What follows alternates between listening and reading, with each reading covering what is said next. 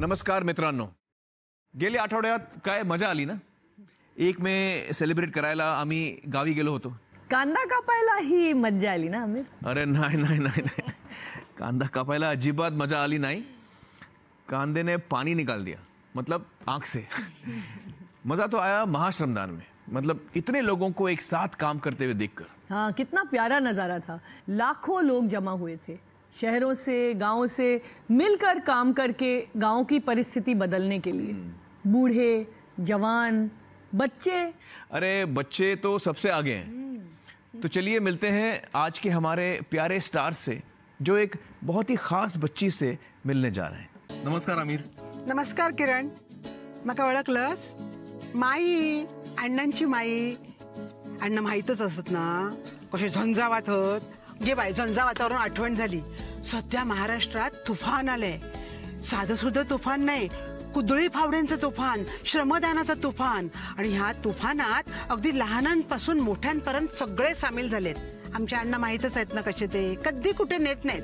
पण कसं काय माहित नाही, या तुफानात सामील व्हायला अण्णांनी एक कौटुंबिक ट्रिप काढली आहे आमची. चला तर मग. चला.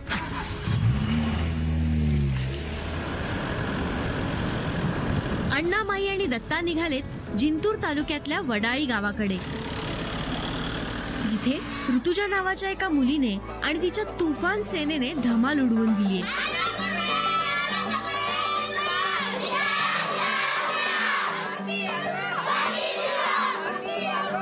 पाण्याच्या कामातला ऋतुजाचा हा उत्साह नजरेत भरावा असाच. पण या उत्साहाकडे पाहून कुणाला हे जाणवणारही नाही की तिने आयुष्यात किती कठीण दिवस पाहिलेत. ऋतुजा 11 वर्षांची असताना एका दुःखद घटनेत अचानक एके दिवशी तिनं आपल्या वडिलांना गमावलं.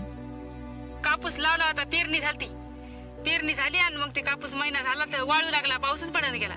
मग ते वाळू लागलं, मग ते जिंतूरला दिवसभर गेली. डबा आणला खिशात आणि असं शेतात गेली. इकडून इकडंच, आम्हाला घरी पण नाही आली. आवळी झाड आहे तिथे गेला, ते घेतलं. 3-4 वाजता तिच्या पुतण्याला समजलं दादाने असं केलं म्हणून. मग तिने गावात बातमी सांगितलं. मग लगेच आम्ही पळपळ गेलो. मग गाडी बैल खांद्यावर घेतलं, आणलं. दवाखान्यात टाकलं. डॉक्टर जास्त झाले ना ते मधात पोटात, ते गेलं. या दुःखातही ऋतुजाने आपल्या आईला आणि भावंडांना धीर दिला, त्यांना सांभाळून घेतलं. आम्ही आईला हसवतो. आम्ही म्हणतो आई आम्हाला नोकऱ्या लागणार आहेत, आम्ही काहीतरी मोठं बनणार आहेत. सर्वांसमोर वावरताना ऋतुजानं कधीही आपल्या वडिलांच्या जाण्याचं दुःख व्यक्त नाही केलं. पण तिच्या कोवळ्या मनात मात्र एक वादळ उठलं होतं. हे असं का झालं या प्रश्नानं तिला अस्वस्थ करून सोडलं होतं. आणि या उत्तराच्या शोधात ती असताना तिच्या शाळेत आली निसर्गाची धम्माल शाळा. आणि अचानक तिला तिच्या प्रश्नांचं उत्तर गवसलं. पाणी नव्हतं त्यामुळेच आत्महत्या. पाणी असतं शेती आली असती, पैसे असते. आणि तो हाच दिवस होता जेव्हा ऋतुजाने आपल्या गावाला पाणीदार करायचा निश्चय केला. प्रत्येक घरोघर तिला असं समज नाही ही कोणती जाते काय नाही. ते सगळ्याच्या घरोघर गेली. बाबा आपले घर चांगली चालवा, आपल्या घरी खड्डे खांदा सूस खड्डे, त्याच्यामुळे त्रास होत नाही. पाणी अडवा, पाणी जिरवा. आज ऋतुजानं गावातल्या जलसंधारणाच्या कामाची धुरा समर्थपणे आपल्या खांद्यावर पेललीये. करू शकते ती काहीतरी, म्हणजे ती लहानपणापासून जिद्दीला आहे. करतेच जे घरलं ना काम ते करतेच पूर्ण. तिच्यामध्ये नंबर 1ला बघा मुलगी आहे. तिला वाटलं आता आपली मुलगी आज अशी होणार आहे. जशी झाशीची राणी होती तशी आपली आता मुलगी पुढे चालून होती. आणि या धिटुकल्या ऋतुजाला भेटायला पोहोचले अण्णा, माई आणि दत्ता. तुम्ही सगळं लोकांना पटवून कसं दिलंस की आपली गरज कशी आहे काय? आमची मुलांची टीम तर पहिलीच होती निसर्गाच्या धमाल शाळेमधली गावात. आणि रोज जायचं, रोज प्रत्येकाच्या घरात आरडायचं. आणि ते लोकांना म्हणजे बाहेर येऊस आम्ही गुपचिक राहायचंच नाही. सर्वांना अगोदर सांगायचं पाणी म्हणजे हे काय, आपल्याला हे आणू लागते, आपल्याला पाण्याशिवाय काय भांडे, पूर्ण महिलांना सांगितलं. अरे वा. टीम जी बनवली ती लहान मुलांचीच होती की त्यात मोठी माणसं पण होती? नाही, लहान मुलांची. म्हणजे लहान मुलांनी हे सगळं केलंय. म्हणजे लहान मुलांसाठी टाळ्या वाजवूया आपण. खूप छान काम केलंय ह्या म्हणजे गावात लहान मुलांनी. ऋतुजा, मला सांग, तुला का असं वाटलं की आपण ट्रेनिंगला जाऊन आपल्या गावासाठी हे करावं? मला असं वाटलं की आमचे शिक्षक सांगायचे की एक निघलं की पूर्णच निघत असतात. म्हणून स्वतःपासून मी सुरुवात केली आणि नंतर माझ्या आईला सांगितलं. मग आई आली माझी. तुझी आमची अशी होती, आपले बाबा गेली पण दुसऱ्याला असं अडचण आली नाही पाहिजे, आपल्या पण जीवनात आली नाही. हा विचार खूप मोठा आहे, खूप मोठा विचार आहे की आपण जे भोगलंय ते दुसऱ्याला भोगायला लागता कामा नये. बरोबर ना? हा. मग आता सगळे जवळजवळ 150 लोक तुम्ही रोज करता श्रमदान. किती वाजता सुरू करता? आम्ही सकाळी 7ला येतो आणि 10 कधी 11 वाजता. लहान मुलं पण असतात सगळी? लहान मुलं तर असतात. पण आता कोणाला बोलवायला जायला लागत नाही, आता आपोआप सगळे. नाही, आता देवीचं ठिकाणच ठेवलंय. 7ला तिथे येऊन उभं राहायचं, सर्वजण आले की निघायचं. तू हेडमास्टर होणारच पुढे जाऊन. तुझ्या गावात येऊन आम्ही सगळे तुला मदत करण्यासाठी श्रमदान करायला तयार आहोत. चालेल तुला? हो. मग आपण श्रमदान करूया आज. निघूया.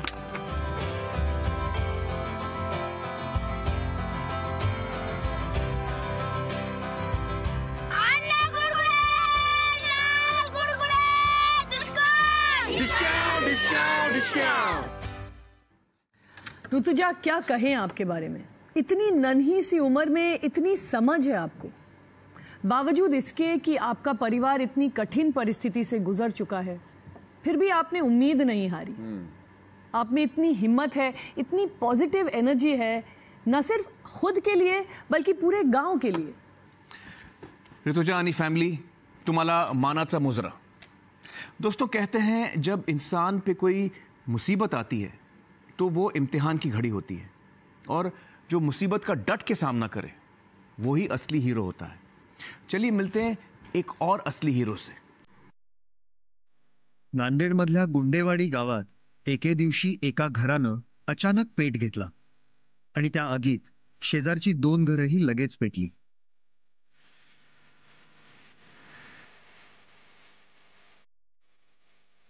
जेव्हा मी उठले तेव्हा बघितले तर सगळं घर बिराणी झालं, गच भरलं होतं. लगे मी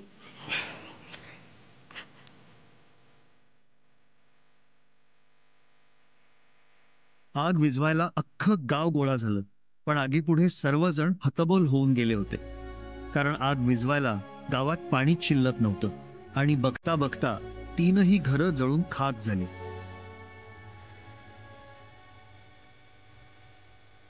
आगीमध्ये गेलं सगळं, पैसे, बॅग, कपडे, दागिने सगळं.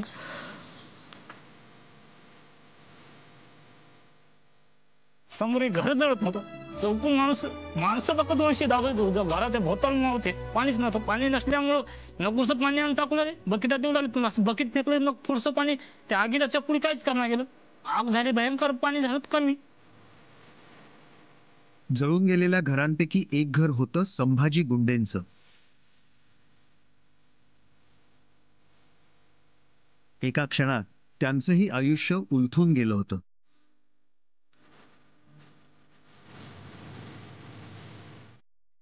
घाबरमुळे मला काही बोलता येत नव्हतं, म्हणजे सुधरत नव्हतं, काय झालंच काय राहिलं नव्हतं वर्षामध्ये. इतकं प्रसंग मला म्हणजे काय झालं, म्हणजे स्वप्न पडल्याचं वाटलं, असं काहीतरी असं भयानक घडलं का.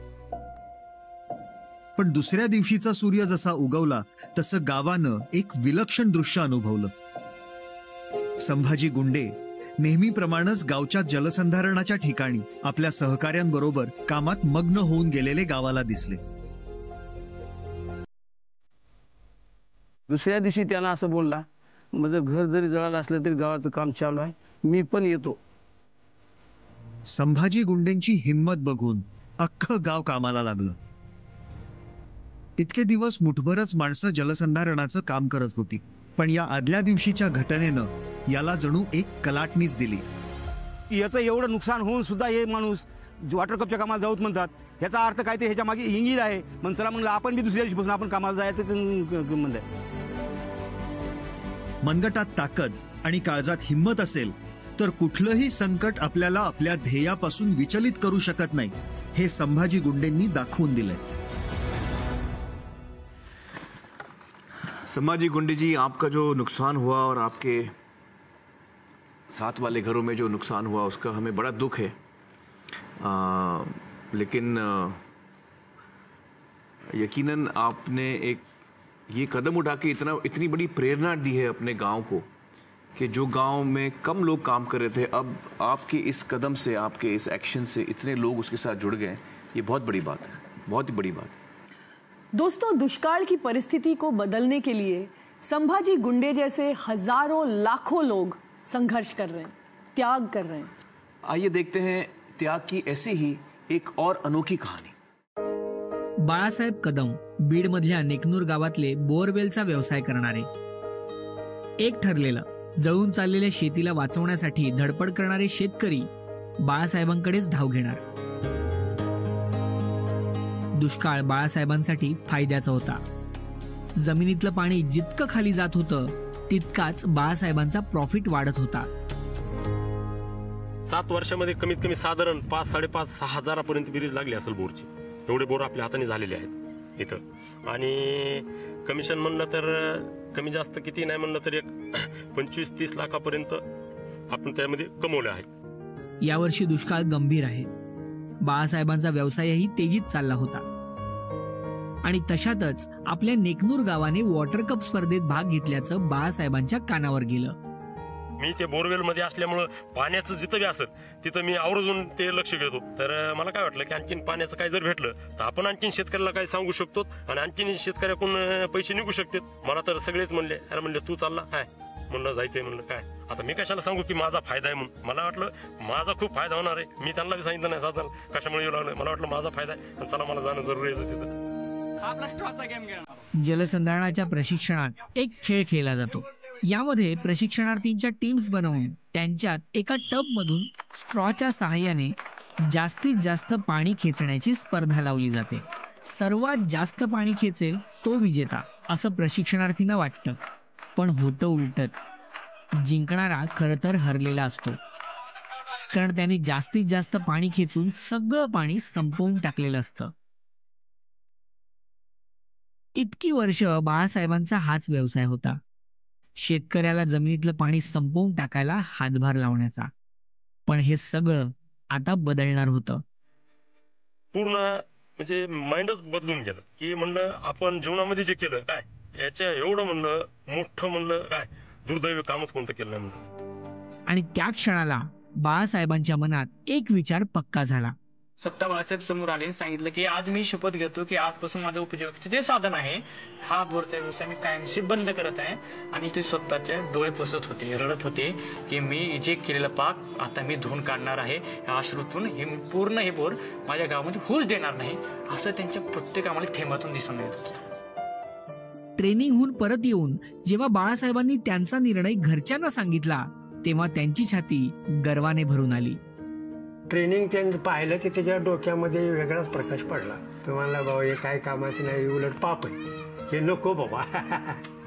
म्हणलं ठीक आहे बाबा कर बाबा, मला छान आनंदाची. लोकांच्या भल्यासाठी स्वतःचा व्यवसाय निस्वार्थीपणे बंद करणाऱ्या बाळासाहेब कदमांना भेटायला आले अण्णा, माई आणि दत्ता. तुम्ही इन्व्हेस्टमेंट केली होती एवढी सगळी, मग हे एवढी इन्व्हेस्टमेंट आपण आता ती सगळी पाण्यात घालायची कसं काय? म्हणजे मग असा एवढा निश्चय तुम्ही कसं काय केला?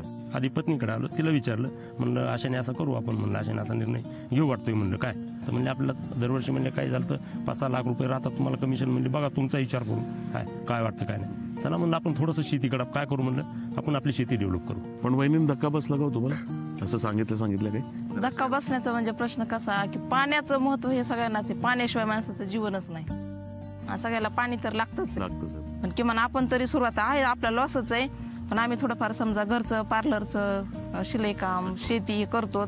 आपण त्याच्यात हे जरी बंद केलं तरी आपण ह्याच्यावर आपला घर खर्च मुलांचं शिक्षण आपण ऍडजस्ट करू शकतो. शेतीवर ह्याच्यावर आपला उदरनिर्वाह भागू शकतो.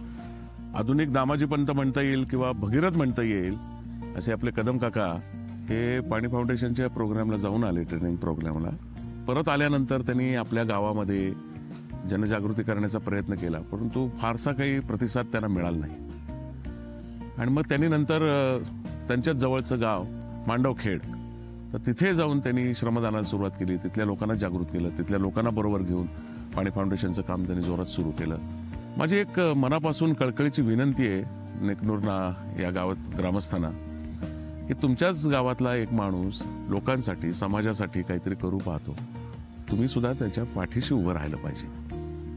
कारण गावात पाणी आलं तर तो फायदा सगळ्यांसाठी आहे, त्यांच्या एकट्याचा नाही आहे. आणि आम्ही सुद्धा इथे आलो आहोत तर त्यांच्या कार्याला थोडासा हातभार लावायला आलो. आता आम्ही मांडवखेड या गावात जाणार आहोत आणि दादांबरोबर स्वतः श्रमदान करणार आहोत. मांडवखेल गावात अण्णा, माई आणि दत्ताचंही आगमन झालं आणि त्यांचं अगदी वाजत गाजत स्वागत झालं. आणि मग झालं श्रमदान.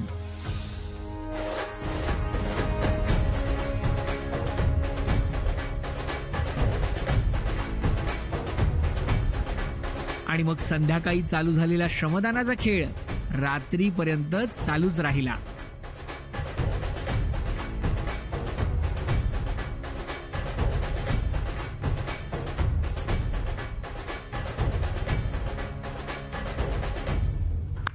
वाह वाह वाह वाह वाह.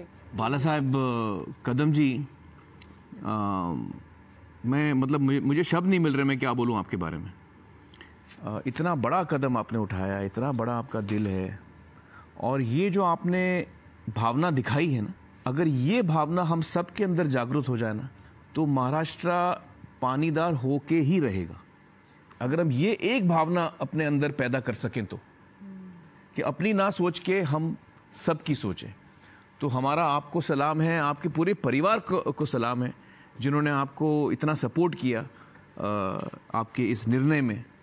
वाकई मैं मतलब मेरी खुशनसीबी होगी अगर मैं आपसे कभी मिल सकूं तो. और नेकनूर के गांव वालों से हमारी विनती है कि वो बाड़ा साहब का सपोर्ट करें. उन्होंने इतना बड़ा कदम लिया है और पूरे गांव के लिए लिया है, तो आप सब उनके साथ काम करें, क्योंकि आपका गांव अगर आप साथ आए तभी पानीदार हो सकता है. और पानी का महत्व जो बाला साहब समझे हैं, हमारी दिली ख्वाहिश है कि आप भी उसका महत्व समझें. बाला साहब एक बार और सलाम. दोस्तों, मजरू सुल्तानपुरी का एक बहुत ही मशहूर शेर है, मैं अकेला ही चला था जानिब मंजिल मगर लोग साथ आते गए और कारवां बनता गया. चलिए, सांगली से अकेली निकली एक जोड़ी का कलेढोण गांव में कारवां कैसा बना देखते हैं. सांगली शहरात राहतात रेखा शेट्टे आपले पती सोमनाथ शेट्टे यांच्यासोबत. सोमनाथ यांचं मूळ गाव आहे साताऱ्यातलं कलढोण. सांगलीतला त्यांचा व्यवसाय उत्तम चाललाय. घरात कोणत्याही गोष्टीची कमी नाही आणि मुलगाही इंजिनिअरिंगच्या शिक्षणासाठी बाहेर असतो. अशात रेखाताईंनी एके दिवशी मागच्या वर्षीच्या तुफान आल्यामधला रपारपा सार्थकचा व्हिडिओ पाहिला. भाऊ खंदायचा, रपारपा कांदायचा, रपारप भरून द्यायचा, मी रपारपा पॅक होतो. मी सार्थकची एक स्टोरी बघितलेली, मग मला वाटलं की एवढी छोटी छोटी मुलं त्यांना एवढी म्हणजे ते करतात एवढी, तर मग आपल्याकडे तर सगळं आहे, मग आपण पण काहीतरी केलं पाहिजे. आणि एके दिवशी आपल्या मनातली ही इच्छा त्यांनी सोमनाथ यांना सांगितली. मी सरांसोबत शिर्डीला चाललेले आणि आमचा दुसराच काहीतरी विषयावर आम्ही चर्चा करत होतो आणि शिर्डी जवळ आली आणि म्हणजे मी जाणून बुजून नाही, पण तेव्हा माझ्या तोंडातून पहिल्यांदा त्यांच्यासाठी ते वाक्य गेलं की आपण यावर्षी कलढोणला जायचं आणि आपण वॉटर कप स्पर्धेमध्ये आपण म्हणजे भाग घ्यायचा आहे आणि आपल्या गावात आपण काहीतरी काम करूयात. त्यामुळे मी आमच्या मंडळीला म्हणलं, तुम्ही आमच्या गावच्या नद्याला लागू नका, आपण घरी सुखी आहे, आपल्याला पाण्याची काही कमतरता नाही, त्यासाठी तुम्ही ह्या भानगडीत पडताय कलढोणच्या सुधारायच्या. हे मी त्यांना निगेटिव्ह भूमिकेतच घेतलं. म्हणजे 100% मी ह्या गोष्टीला आजही ठाम सांगतो, पाणी फाउंडेशन कलढोणमध्ये यशस्वी होणार नाही ह्याबद्दल सगळ्यात ठाम माझं मत होतं. सोमनाथ यांचं आपल्याच गावाबद्दलचं हे असं मत असण्याचं एक कारण होतं. गेल्या वर्षापूर्वी ह्या गावामध्ये मी फिरत होतो की ह्या गावानं दुष्काळ मुक्तीकडे वाटचाल करावी आणि त्या गावामध्ये वारंवार म्हणजे 4-5 वेळा आम्ही ग्रामपंचायतीनं व्हिजिट करत होतो, पण तसा काही इंटरेस्ट भेटत नव्हता. पण रेखाताईंनी मात्र कुणाचंच ऐकलं नाही. मग ते म्हणले, नाही जर कुणी तुमच्या गावातला आलं आणि तुम्ही जरी नाही आला तर मी एकटीच जाणार आणि 45 दिवस श्रमदान करणार आणि मी रिटर्न येणार. आणि कलढोण गावाची सून स्पर्धेआधीच गावात आली. वस्त्या वस्त्यांमध्ये जाऊन गावकऱ्यांसोबत वॉटर कप बद्दल बोलू लागली. वेगवेगळे व्हिडिओज दाखवून जलसंधारणाचं महत्व पटवून देऊ लागली. आपल्या बायकोची ही धडपड पाहून मग सोमनाथ यांनी एक महत्वाचा निर्णय घेतला. वॉटर कप स्पर्धा संपेपर्यंत कळढोण गावातच मुक्कामी राहायचा. सांगलीतल्या घराला लावलं टाळं, व्यवसाय सोपवला सहकाऱ्यांवर आणि हे दोघे पोहोचले कळढोण गावात राहून पाण्याचं काम करण्यासाठी. स्वतःचं सगळं नीट चालू असताना ही गावची सून गावात येऊन राहते, गावासाठी धडपडते, हे पाहून आता गावही बदलू लागलं. जलसंधारणाचं काम करायचं, त्यासाठी श्रमदान करायचं, या विचाराशी माणसं जोडली जाऊ लागली. गावात हळूहळू श्रमदान करणाऱ्यांची संख्या वाढू लागली. निधी गोळा होऊन गावात मशीनची कामही सुरू झाली. सुरुवात एकट्या रेखाताईंनी केली, त्यांना त्यांच्या पतीची साथ मिळाली. मग गावकरीही जोडले गेले आणि आज अख्खं गाव त्यांच्यापासून प्रेरणा घेऊन या पाण्याच्या चळवळीत योगदान देतंय. फक्त एक व्यक्ती निर्धाराने उभी राहिली तर काय बदल घडू शकतो हे रेखाताईंनी सिद्ध करून दाखवले. वाओ, क्या बात है रेखा ताई, सुपर, बहुत खूब. यार ये सार्थक का रथ रुकने का नाम नहीं ले रहा है, रप्पा रप्पा चल रहा है. 6 साल के चिमुकले ने कितने लोगों को इंस्पायर किया. हाँ, और अब रेखा जी भी कितने लोगों को इंस्पायर करने वाली है. और दोस्तों, आजकल क्रिकेट का सीजन है, तो चलते हैं एक ऐसी जगह जहां रपा रपा क्रिकेट चल रहा है. बीड जिल्ह्यातल्या धारूर तालुक्यातील मोरफळी या गावामध्ये सुरू आहे क्रिकेटची मॅच. वैजनाथ गडदे यांचा संघ बॉलिंग करत आहे, तर बॉलरचं नाव आहे वैजनाथ गडदे, स्वतः बॉलिंग करीत आहेत. क्रिकेट जिंकण्याची चुरस, हा उत्स्फूर्तपणा, ही खिलाडू वृत्ती पाहून गावच्या जलयोद्ध्यांच्या मनात आली एक अनोखी कल्पना. आम्ही दोघं कॅप्टनने विचार केला की जर आपण अशी एखादी मॅच जर सीसीटी खोदण्याची ठेवली तर या ठिकाणी चुरस निर्माण होईल का. आणि उदयास आली नाईट वॉरियर्स लीगची संकल्पना. यात 25-25 जणांच्या 2 टीम्स, टीम तुफान आणि टीम जलयोद्धे समोरासमोर आल्या आणि सुरू झाली एक अनोखी टुर्नामेंट श्रमदानाची. 45 दिवसाचं जे आमचं श्रमदान आहे त्याच्यात ज्याचं जास्त घनमीटर होईल असं करून त्याला मग एक ट्रॉफी आणि रोख रकमेचं बक्षीस द्यायचं असं आम्ही ठरविलं.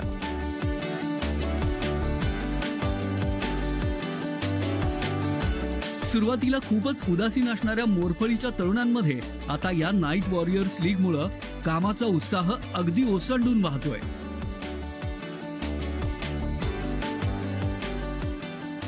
गावचं टार्गेट सीसीटी हे आमचं श्रमदानाचं, तर आमचं टार्गेट आता आम्हाला जे पाहिजे होतं त्यापेक्षा आमचं टार्गेट दुप्पट होत आहे. यांचा उत्साह दुप्पट करायला मोरफळी गावात पोहोचले दत्ता, माई आणि अण्णा नाईक. आणि मग रंगल्या चावडीवरच्या गप्पा. मागच्या वर्षी तुम्ही सहभाग घेतला होता पण त्यात तुम्हाला काही अडचणी आल्या असं आम्हाला कळलं. काय मागच्या वर्षी काय झालं होतं? मागच्या वर्षी ग्रामपंचायतचं इलेक्शन झालेलं होतं आणि थोडे गटतट वाढलेले होते गावात. यावर्षी चांगल्या पद्धतीने यश मिळते आणि दररोज रात्री आमचे मॅच होतात. 2 टीममध्ये कोण जास्त पाणी साठवतंय असा आमचा दररोजचा कार्यक्रम असतो.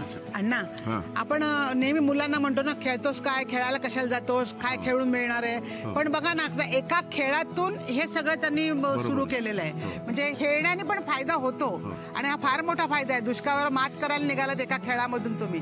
आता आम्ही पण तेच करणार आहोत. म्हणजे आता आम्ही पण 2 टीम मध्ये, अण्णांची एक टीम आणि दत्ताची, हे पण डावपेच खेळणार आहेत. हे डावपेच कसे होत आहेत हे आपण मैदानावरच जाऊन बघूया. आणि मग सुरू झाली ही अनोखी WPL water premier league. Jalyoddha night warriors versus Toofan night warriors. Match साठीचा पिच रेडी, सीसीटीची आखणी तयार. जो खणेल अर्ध्या तासात सर्वात जास्त भाग तो बनेल अंतिम विजेता. चला.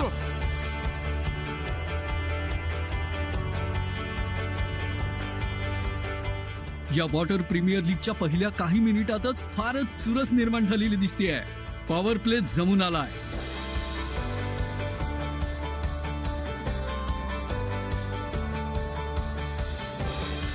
घमेली भरभरून माती बाहेर निघतेय. मातीचा ढीग तालीच्या रूपानं जमवला जातोय. दोन्ही टीमच्या तालीची लांबी वाढत चालली आहे. दोन्ही टीम मध्ये अटीतटीची झुंज चालू आहे. हेही शिस्तबद्ध काम करतायत, तेही शिस्तबद्ध. जवळ होत आलंय. 10 मिनिटात एक एवढा मोठा चर खणायचा म्हणजे खायचं काम नाहीये. आता बघूया, आपल्याला थोड्याच वेळात रिझल्ट पण कळेल. तर आता स्पर्धेचे शेवटचे क्षण, शेवटचे घणाघाती घाव. तालींवर झाडं सुद्धा लावली जात आहेत. वा, फारच तंत्रशुद्ध काम होताना दिसतंय.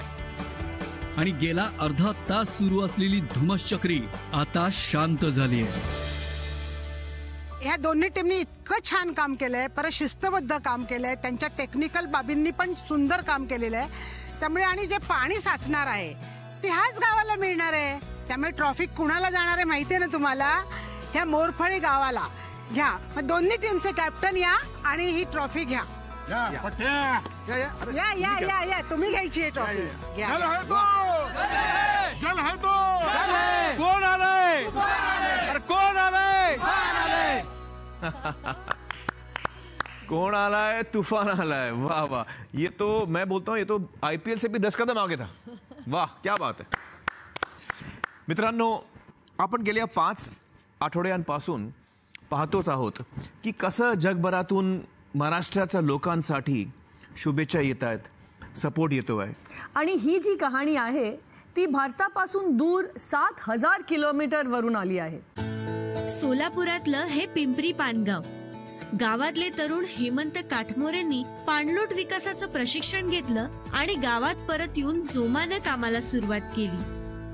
पण योगायोगानं याच दरम्यान BSc ऍग्रिकल्चरचं शिक्षण घेतलेल्या हेमंतना आफ्रिकेतल्या गॅबॉन देशात नोकरी मिळाली आणि त्यांच्यावर उपजीविकेसाठी गाव सोडून परदेशी जायची पाळी आली. 2 महिने झालं मी आफ्रिका खंडात आहे. माझं फक्त शरीर इथं आहे, पण मन मात्र माझ्या गावाकडे आहे. हेमंतचं मनही गावच्या जलसंधारणाच्या कामातच अडकून पडलं होतं आणि ते सतत गावच्या संपर्कात असायचे. त्याने व्हॉट्सअपवर प्रत्येक ग्रुपवर टाकू असे जलयुद्ध तयार झाले की प्रत्येकाच्या मनात असं झालं की आपण काहीतरी गावासाठी करावं. त्याने असे प्रत्येकाच्या मनात प्रवृत्ती तयार केली की गावासाठी आपण पाणी फाउंडेशन मध्ये काम केलं तर आपल्याला पाणी मिळेल, असं प्रत्येकाला पटवून सांगितलं. हेमंतच्या आई वडिलांना मुलाच्या दूर जाण्याचं दुःख होतच, पण अभिमानही. हेमंत आफ्रिकेला गेला पण त्याचं लक्ष सगळं गावाकडं, घरी. तिथं आहे पण इथंच असल्यासारखं वाटतंय त्याला. सगळे ती फोनवर कॉन्टॅक्ट करतो, काकासनी बोलतो, सगळं सांगतो. हेमंत सतत मोबाईलवर व्यस्त राहायचे आणि त्यांच्या सहकाऱ्यांना ते नेमकं काय करतायत हा प्रश्न पडलेला असायचा. मी सतत व्हॉट्सअपवर मोबाईलवर व्यस्त दिसल्यानंतर मला आमच्यासोबत इथं प्रोजेक्टवर काम करणाऱ्या मजुरांनी विचारलं की साहेब नेमकं काय सुरू असते तुमचं. तर त्यांना मी सांगितलं की माझ्या गावाकडं भयानक दुष्काळी परिस्थिती निर्माण झालेली आहे आणि त्याच्यासाठी गावातले सर्व लोक एकत्र आलेत आणि ते चांगल्या पद्धतीनं जलसंधारणाचं काम करतायत, ज्याचा फायदा पाऊस कमी जरी झाला तरी खूप मोठा होणार आहे. आणि हे ज्यावेळेस मी त्यांना पटवून सांगितलं त्यावेळेस त्यांना वाईट वाटलं, परंतु एक गोष्ट त्यांना चांगली वाटली, सगळेजण एकत्र येऊन काम करतायत. मग त्यांनी पण मला विचारलं एके दिवशी की आम्ही काय करू शकतोय का तुमच्या या कामामध्ये. हेमंत जेव्हा त्यांना हे सांगितलं की या कामाला मशीनची जोड द्यावी लागते आणि त्यासाठी डिझेल लागतं, तेव्हा त्या शेतमजुरांनी आपसात चर्चा केली आणि असा निर्णय घेतला ज्यानं हेमंत अतिशय हळवे झाले. मग त्यांनी मला लगेच सांगितलं आपण 100 लिटर डिझेल देऊ आणि त्यांनी आमच्या गावाला 100 लिटर डिझेलची मदत केली. खरंच खूप धन्यवाद आणि मला खूप अभिमान आहे की माझ्या गावाला दुसऱ्या खंडातून मदत येत आहे. त्यांच्या या मदतीने गावकऱ्यांचाही उत्साह वाढला. त्या आफ्रिकेतून आम्हाला मदत आली आणि ह्या मदतीनं खरंच आम्ही इतकं भारावून गेलो की आम्हाला दुप्पट जोश आलेला या कार्यासाठी. हे काम आम्ही यापुढं खूप जास्त जोशानं करू. अन्न गुडगुडे, नीर गुडगुडे, दुष्काळ.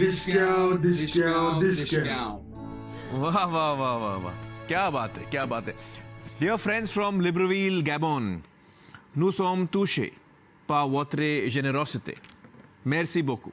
मतलब हमारे गैबोन के दोस्तों का बहुत बहुत शुक्रिया.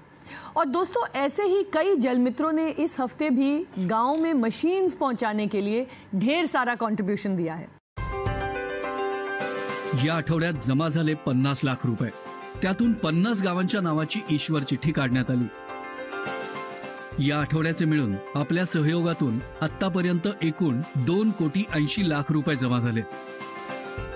आज मितीला 900 पेक्षा अधिक पात्र गावांपैकी 280 गावांच्या नावाची ईश्वर चिठ्ठी निघाली आहे.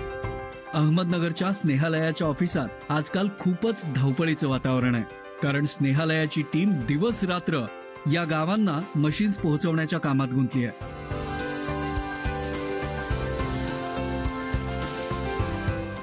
पश्चिम महाराष्ट्र, विदर्भ, मराठवाडा, उत्तर महाराष्ट्र राज्यभर मशीन्स पोहोचत आहेत.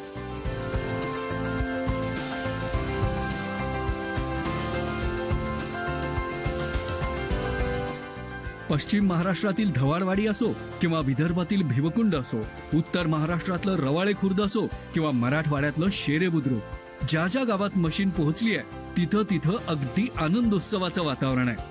श्रमातून निघणाऱ्या घामाला मशीन्सच्या कामाची जोड मिळाल्यानं गावकऱ्यांची दुष्काळाला हरवण्याची जिद्द आणि काम करण्याचा उत्साह कैक पटींनी वाढलाय. ईश्वर चिठ्ठीत नाव निघाल्यामुळे, गावात JCB आल्यामुळे लोक आमच्यामध्ये, आमच्या टीममध्ये पूर्ण जोश संचारला आहे. आम्ही पूर्ण 24 तास कामासाठी देण्याचा प्रयत्न करत आहोत. जलमित्रांच्या आर्थिक सहयोगामुळे आलेल्या या मशीन्सच्या धडधडीनं गावागावांमध्ये जबरदस्त तुफान आलंय. आता हेच पाहायचं आहे की पुढच्या आठवड्यात पात्र असलेल्या अजून 757 गावांपैकी किती गावांमध्ये मशीन्स पोहोचतील आणि तिकडे सुद्धा असाच आनंदाचा जल्लोष बघायला मिळेल. जिन गांव के नाम ईश्वर चिट्ठी में आए हैं उन्हें बहुत बहुत बधाई, और जिन जलमित्रों ने इन गांव की मदद की है उन्हें बहुत बहुत धन्यवाद. मित्रांनो, एक महत्त्वाची सूचना. पुढच्या आठवड्यात निघणारी ईश्वर चिठ्ठी ही शेवटची ईश्वर चिठ्ठी असेल. जर तुम्ही आपलं योगदान देण्यासाठी उत्सुक असाल तर तुम्हाला आमची विनंती आहे, तुम्ही कृपया 13 मेच्या संध्याकाळी 5 वाजेपर्यंत हे योगदान पाठवावं. दोस्तों, अभी भी 700 से ज़्यादा गांव ऐसे हैं जिन्होंने बहुत अच्छा काम किया है, जो मदद के पात्र हैं, पर उनका नाम अभी तक ईश्वर चिट्ठी में नहीं आया है. तो आपसे गुजारिश है कि आप ये मदद का सिलसिला जारी रखें. याद रखिए, योगदान देने की आखिरी तारीख है 13 मई शाम 5 बजे तक. नमस्कार पोस्टमॅन काका. किती दिवसानंतर आपण भेटतोय. प्रिय महाराष्ट्र, वॉटर कप सुरू होताना राज्यभरातली गावं एकवटली होती. गावागावात जनसागर उसळला होता. ढोल ताशांच्या गजरानं, खंजिरांच्या झणत्कारानं सर्वांनाच भारावून टाकलं होतं. पण असं एक गाव होतं ज्यानं वॉटर कपमध्ये भाग घेतला होता. ढोल ताशांची तयारीही होती, पण स्पर्धेच्या पूर्वसंध्येलाच गावात अशी एक दुःखद घटना घडली की स्पर्धेची तयारी अचानक ठप्प झाली. बीडमधलं बाबुळकुंठा गाव, गावातल्या सर्वांच्या लाडक्या प्रेमळ आजी आपल्या लाडक्या गावाचा कायमचा निरोप घेऊन गेल्या होत्या. त्यांच्या जाण्यानं बाबुळकुंठा गाव पोरकं झालं होतं. चकूबाई येवले. आयुष्य तसं सोपं नव्हतं.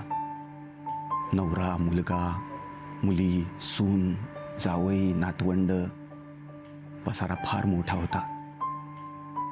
आणि सोबतीला 5वीला पुजलेला दुष्काळही होताच. पाण्याविना सुकून गेलेली शेती होतीच. आयुष्याला जणू अवकाळा आली होती आणि भविष्य अनिश्चित होतं. एरवी माणसं पुणे मुंबई बघायला जातात, पण दुष्काळी गावातली माणसं, ती माणसं तर पुण्या मुंबईला जगायला जातात. सखूबाईंचा मुलगाही नेहमीच्या दुष्काळाला कंटाळून पुण्यात गेला जगायला. बांधकाम कामगारांसोबत मजुरी करून पोट भरू लागला. आपल्या कुटुंबाला एक चांगलं आयुष्य देण्याचं स्वप्न बघू लागला. दुष्काळापासून सुटका करण्यासाठी तो शहरात आला होता, पण दुर्दैवानं पिच्छा सोडला नव्हता. एक दिवस बबन काम करता करता 10व्या मजल्यावरून कोसळला आणि एका क्षणात सगळ्या स्वप्नांचे इमले कोलमडून पडले. एक बाप, एक नवरा, एक भाऊ, एक मुलगा त्याच्या कुटुंबानं गमावला. सगळ्यांचा एकुलता एक आधार हरवला. पण सखूबाई खचल्या नाहीत.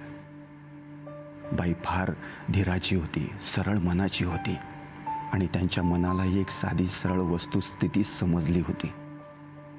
गावात पाणी असतं तर शेती झाली असती, शेती असती तर मुलाला पोटा पाण्याच्या शोधात गाव सोडून जावं लागलं नसतं. एक भाऊ, नवरा, बाप जिवंत राहिला असता. त्यांच्या मुलाच्या अकाळी मृत्यूला जबाबदार होता तो दुष्काळ. त्या दुष्काळानंच एका आईपासून त्याच्या लेकराला हिरावून घेतलं होतं आणि या दुष्काळाला हरवण्यासाठी सखूबाई मोठ्या हिमतीनं उभ्या राहिल्या होत्या गावात बदल घडवून आणण्यासाठी.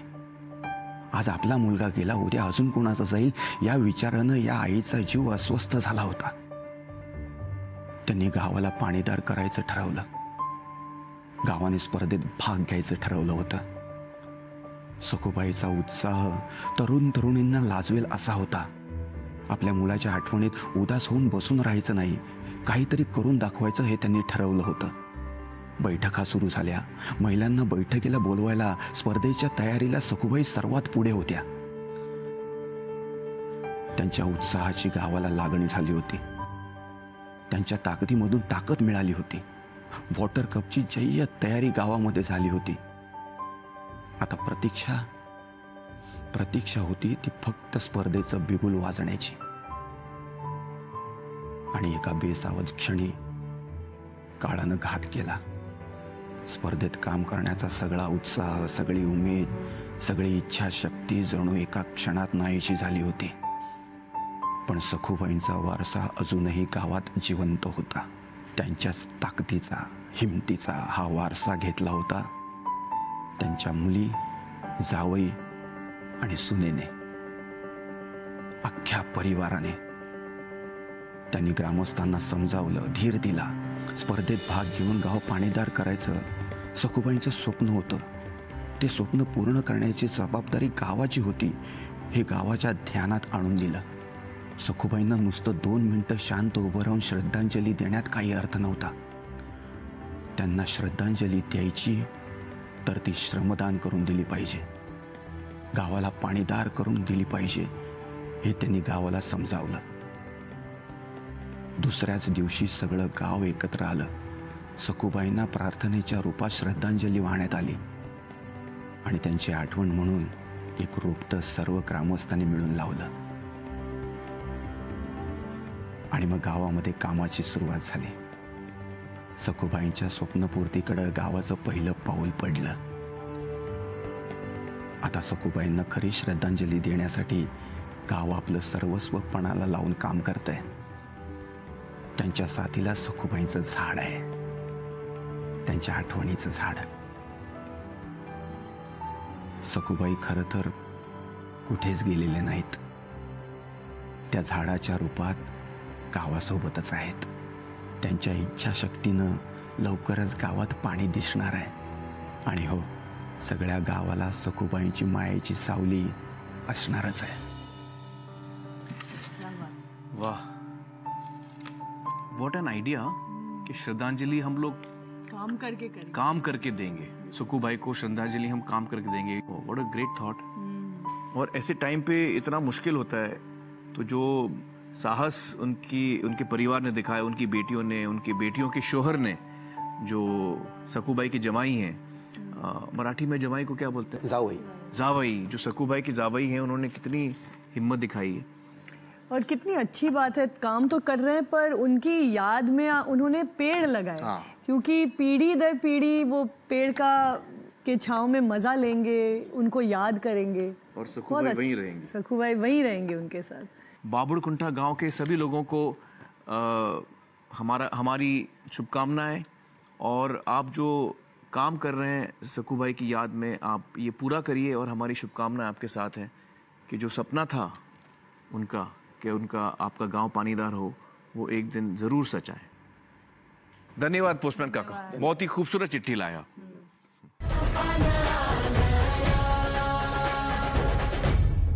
आज के सफर में अण्णा, माई और दत्ता हम सबके लिए कितनी अच्छी कहानियां लेकर आए. चला त्यांना हा प्रवास कसा वाटला त्यांच्याकडूनच ऐकूया. हो, मी तसं मूळचा बीडचाच, मी गेली 3 वर्ष सतत श्रमदान करतोच गावी आल्यानंतर, पण आज अण्णा आणि माई माझ्यासोबत आल्यानंतर, माझ्या गावी आल्यानंतर मला फार बरं वाटलं. गेले 2 दिवस आम्ही परभणी आणि बीड जिल्ह्यात श्रमदानाच्या निमित्ताने लोकांमध्ये, ग्रामस्थांमध्ये मिसळतोय, तिथलं काम बघतोय, त्यांच्याबरोबर श्रमदानही करतोय. शब्द अपुरे पडावे अशी काही दृश्य आम्हाला तिथे दिसली. एकजुटीनं, एक दिलानी ही माणसं श्रमदान करतायत का, तर त्यांच्या गावातला दुष्काळ संपावा. आणि हे सगळं करत असताना त्यांच्या चेहऱ्यावर कुठेही दुःखाचा लवलेशही दिसत नाही. उलट उत्साह दिसतो, काहीतरी करण्याची जिद्द दिसते. थक्क करणारे हे अनुभव होते आमच्या दृष्टीने. मला नक्की खात्री आहे की निसर्ग यांच्यावर कृपा करणारच, आणि तो करेलच, जे लवकरच आपल्याला दिसेल. खूप छान वाटलं इकडे, खूप उत्साह आला. तर आम्ही नवीन उत्साह घेऊन तर मुंबईला निघणार आहोत. माई, अन्ना और Datta, thank you so much. हमें बहुत खुशी है कि आप भी इस सफर का एक हिस्सा बने. धन्यवाद. मित्रांनो, जशी जशी स्पर्धा आपल्या अंतिम टप्प्यात पोचायला लागली आहे, तसतसा लोकांचा उत्साह आणि कामाचा स्पीड वाढायला लागला आहे. जाता जाता बघा तुमचे कोणते फेवरेट स्टार्स पुढच्या आठवड्यात या उत्साहात सामील होत आहेत. भेटूया पुढच्या आठवड्यात. नमस्कार, मी स्नेहलता गिरीश वसईकर. नमस्कार, मी प्राजक्ता गायकवाड. झी मराठीवरच्या स्वराज्य रक्षक संभाजी या मालिकेत मी महाराणी सोयराबाई साहेबांच्या भूमिकेतून आणि मी महाराणी येसूराणी साहेबांच्या भूमिकेतून आपल्या समोर येतच असतो. पण यावेळी एका वेगळ्या ओळखीनिशी आम्ही आपल्या समोर येत आहोत. मी जलमित्र स्नेहलता. मी जलमित्र प्राजक्ता. ही नवी ओळख घेऊन आम्ही दुष्काळाविरुद्धच्या लढ्यात सामील होणार आहोत आणि गावोगावी जाऊन हाच निर्धार आम्ही बळकट करणार आहोत. त्यामुळे तुफान आलयाचा पुढचा भाग नक्की बघा. चला तर मग आपण आपलं गाव पाणीदार